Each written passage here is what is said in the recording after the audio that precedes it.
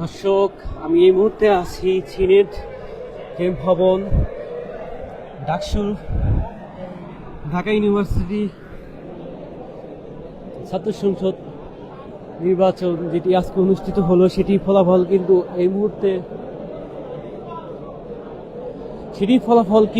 এই মুহূর্তে দেওয়া শুরু হয়ে গেছে। আমরা কিন্তু জানতে পেরেছি বিভিন্ন কেন্দ্র থেকে কিন্তু ফলাফল প্রকাশ করা হচ্ছে। সেই ফলাফলকে ঘিরে কিন্তু এক প্রকার যেই সাহসের দর্শক, আপনারা কিন্তু জানেন এই মুহূর্তে ডাকসু কেন্দ্রীয় ছাত্র সংসদ নির্বাচন, ডাকসুর যেই নির্বাচন আজকে অনুষ্ঠিত হলো, সেটাই কিন্তু ফলাফল এই মুহূর্তে কেন্দ্র থেকে এক এক করে প্রকাশ করা হচ্ছে। আমরা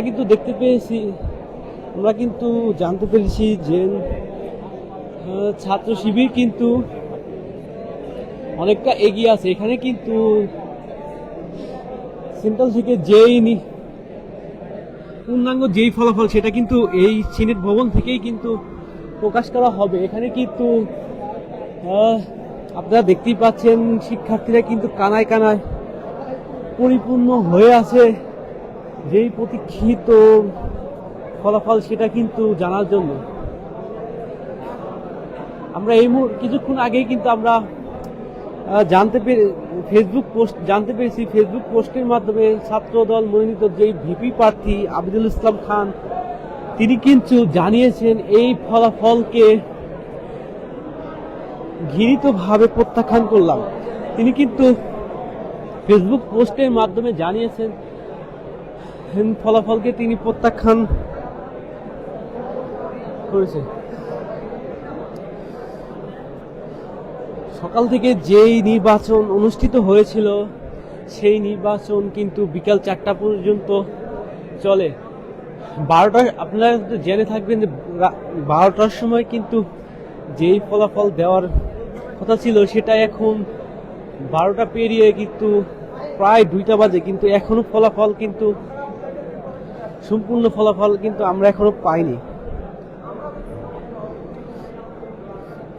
এই ফলাফল ঘিরে কিন্তু এক প্রকার সেই উত্তেজনা কিন্তু ঢাকা ইউনিভার্সিটি ক্যাম্পাসে কিন্তু এখনো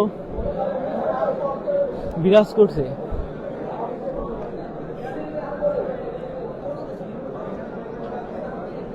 দর্শক, আপনারা কিন্তু দেখতেই পাচ্ছেন ঢাকা বিশ্ববিদ্যালয় কেন্দ্রের ছাত্র সংসদ নির্বাচনের যেই ফলাফল, সেই ফলাফল জানার জন্য কিন্তু সিনেট ভবনে, যেখান থেকে কিন্তু কেন্দ্রীয় যেই ফলাফল তা সম্পূর্ণ প্রকাশ করা হবে, সেই ফলাফল জানার জন্য কিন্তু শিক্ষার্থীরা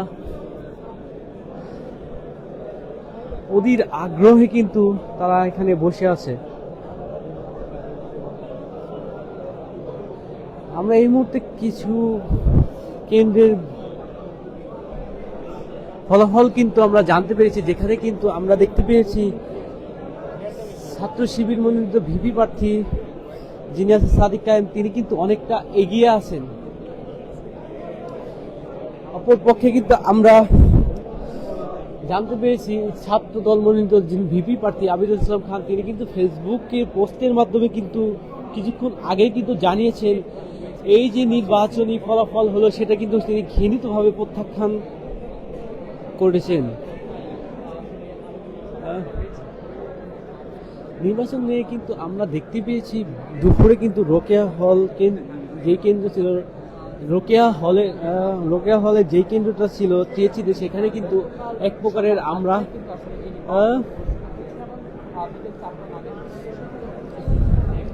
অনিয়মের কিন্তু কথা শুনেছি।